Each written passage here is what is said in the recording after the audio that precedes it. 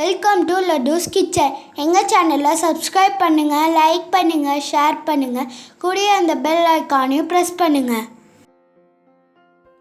Hi friends, இன்றைக்கி லட்டூஸ் கிச்சனில் ரொம்பவே டேஸ்ட் அண்ட் ஈஸியாக செய்யக்கூடிய ஒரு சிக்கன் குழம்பு தாங்க பார்க்க போகிறோம்.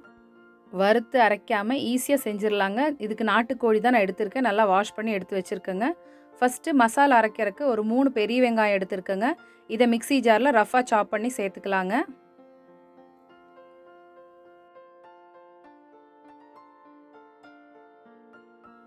இது கூடவே 3 மீடியம் சைஸ் தக்காளி எடுத்துருக்கேங்க. அதுவும் அந்த மிக்ஸி ஜாரில் சேர்த்துக்கலாங்க.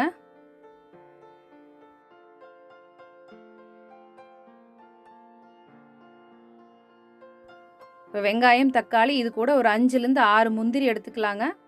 இதெல்லாம் சேர்த்து நல்லா ஃபைன் பேஸ்ட்டாக அரைச்சி வச்சுக்கலாம். இப்போ கிரேவிக்கு உண்டான பேஸ் ரெடி ஆகிடுச்சுங்க. இனி அடுத்தது குழம்பு செய்ய வேண்டியது தான். அதுக்கு ஸ்டவ் ஆன் பண்ணி ஒரு மண் சட்டி தாங்க வச்சுருக்கேன். சூடானோடனே 2 டேபிள் ஸ்பூன் நல்லெண்ணெய் ஊற்றிக்கோங்க. ரொம்ப டேஸ்ட்டாக இருக்கும் நல்லெண்ணெயில் செய்கிறப்போ. எண்ணெய் சூடானோடனே 1/2 டீஸ்பூன் சோம்பு, 2 துண்டு பட்டை, 4 லவங்கம் சேர்த்துருக்கேங்க. இது நல்லா பொரியணும். இது கூடவே கொஞ்சம் ஃப்ரெஷ்ஷான கருவேப்பிலையும் போட்டுக்கலாங்க. இப்போ இதெல்லாம் நல்லா பொரிஞ்சிருச்சு. இது கூட 2 பச்சை மிளகாய் லைட்டாக ஸ்லிட் பண்ணி சேர்த்துருக்கேன். இது கூடவே காரத்துக்கு ஏற்ப மிளகாய்த்தூள் எடுத்துக்கோங்க. நான் 1/2 டீஸ்பூன் மிளகாய்த்தூளும் 2 டீஸ்பூன் மல்லித்தூளும் சேர்த்துருக்குறேங்க. இது கூடவே ஒரு 1/2 டீஸ்பூன் சீரகத்தூள், 1/4 டீஸ்பூன் கரம் மசாலா சேர்த்துக்கலாங்க. அடுத்ததாக இதில் 1/2 டீஸ்பூன் பெப்பர் தூள் சேர்த்துக்கலாங்க.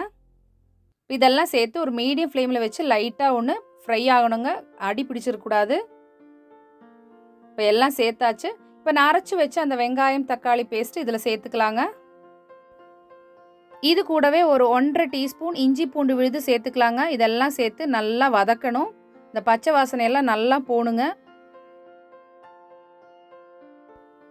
நல்லா வதக்கி விட்டுக்கலாங்க. கலரே சேஞ்ச் ஆயிடுச்சு.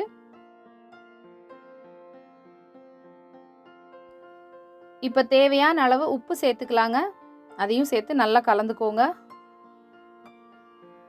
இப்போ நாட்டுக்கோழி ஆல்ரெடி நான் வந்து குக்கரில் ஒரு 4 விசில் வச்சு எடுத்துருக்கேங்க. மஞ்சத்தூள், உப்பு, இஞ்சி பூண்டெல்லாம் போட்டு. இப்போ இந்த கிரேவி கூட அந்த நாட்டுக்கோழி பீசஸை சேர்த்துக்கலாங்க. இப்போ நல்லா எண்ணெய் பிரிய ஆரம்பிச்சிருச்சு. இந்த டைமில் நம்ம வேக வச்ச சிக்கனை சேர்த்துக்கலாம். சேர்த்து நல்லா கலந்துக்கோங்க. அந்த கிரேவி நல்லா ஸ்ப்ரெட் ஆகிற மாதிரி நல்லா கலந்து விட்டுக்கோங்க.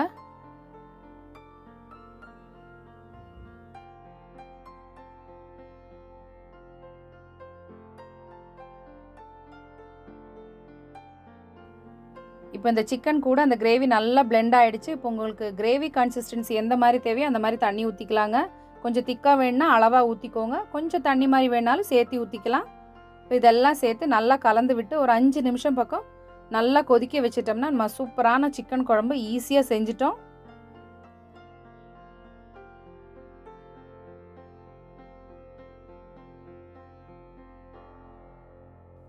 இப்போ சிக்கன் நல்லா வெந்தாச்சு. கிரேவியும் பார்க்க சூப்பராக இருக்குது.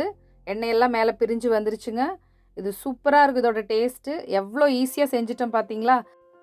ஸோ தோசை, இட்லி, சாதம் எல்லாத்துக்குமே செம்மையான ஒரு சைட் டிஷ்ஷுங்க. ஸோ ஃப்ரெஷ்ஷான கொத்தமல்லி தழையை போட்டு நம்ம சர்வ் பண்ண வேண்டியது தான். ஸோ இந்த ஈஸியான சிக்கன் ரெசிபி கண்டிப்பாக ட்ரை பண்ணி பாருங்கள். ரொம்ப டேஸ்ட்டாக இருக்கும். இந்த ரெசிபி உங்களுக்கு பிடிச்சிருந்துன்னா லைக் பண்ணுங்கள். ஃப்ரெண்ட்ஸ் அண்ட் ஃபேமிலி கூட ஷேர் பண்ணுங்கள்.